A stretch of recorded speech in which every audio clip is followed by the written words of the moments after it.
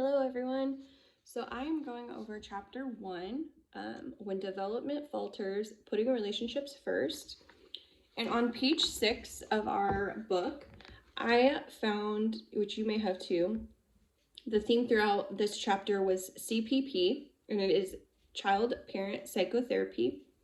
Our reading brings out that it is founded by Selma Freinberg and her colleagues, developed infant parent psychotherapy to address mental health disturbances in the first 3 years of life through the treatment of parental psychological conflicts that are expressed through the parent's attitudes and behaviors towards the infant.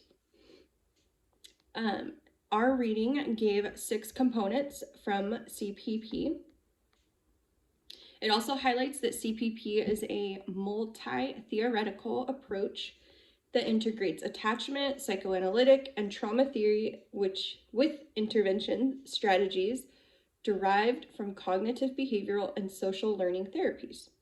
So the 6 components it brought out were that CPP employs joint child-parent sessions, that are centered on the child's free play and spontaneous child-parent interactions. The second one was that the CPP therapist translates from the parent the developmental and emotional meaning of the child's behavior in order to increase parental understanding and promote sound parenting practices. So that sounds great, right? The third is that treatment targets include maladaptive child behavior, parenting patterns that are developmentally inappropriate, and patterns of parent-child interaction that reflect mistrust and misunderstanding of each other's developmental agendas. The fourth was that CPP actively encourages joint parent-child activities that foster multiple pleasure, positive parental attributes to the child, and the child's trust in the parent. Intervention is individually tailored to the needs of the child and the parent. Intervention begins with simple and direct strategies, was the last one. So, in a nutshell, CPP is a child-parent psychotherapy, and the sessions do include the child and the parent. The treatment concentrates on in-session parent-child interactions, and it does this to support and foster healthy coping, emotional regulation, and increase that back and forth between the parent. If you read later on in our chapter, it talks about a tale of 2 neighborhoods. And this really stuck out to me as well because it gave the first example of Nancy, who is 2 years old, and her parents live in like the suburbs. They had like adequate childcare. The parents were not abusive. They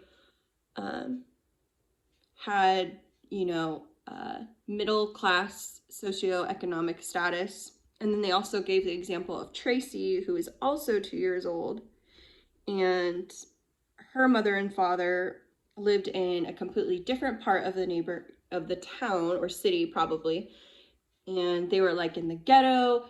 There were, dangerous, high-risk things going on around where this little girl lived. The childcare was, really insufficient. The caregivers were not trained. Just so many risk factors with Tracy compared to Nancy. And I just read that and I was like, oh my gosh, like how would CPP help a situation like that with 2 different examples? And what I brought out was that on the last page of our reading, on page 34, it stated that the relationship with the therapist can be reduced to serving as a temporary emotional shelter at best, unless the parent and child can use the protected therapeutic space to reflect on burdensome and emotional experiences, and to learn, practice, and internalize more adaptive ways of coping and relating. I just thought that this would be a great form of therapy for little, is it Nancy? Tracy, sorry. I just think this would be a great form of therapy for the example of Tracy kind of living in the projects with her family. And I think that a temporary emotional shelter at best is something that would truly help little Miss Tracy. Sorry, I get their names mixed up. But anywho, that is what I kind of pulled from the reading. It also brought out that the treatment should be maintained long after. And I think a treatment like this would severely help patients like Tracy. So anyways, enjoy. Everyone have a great weekend.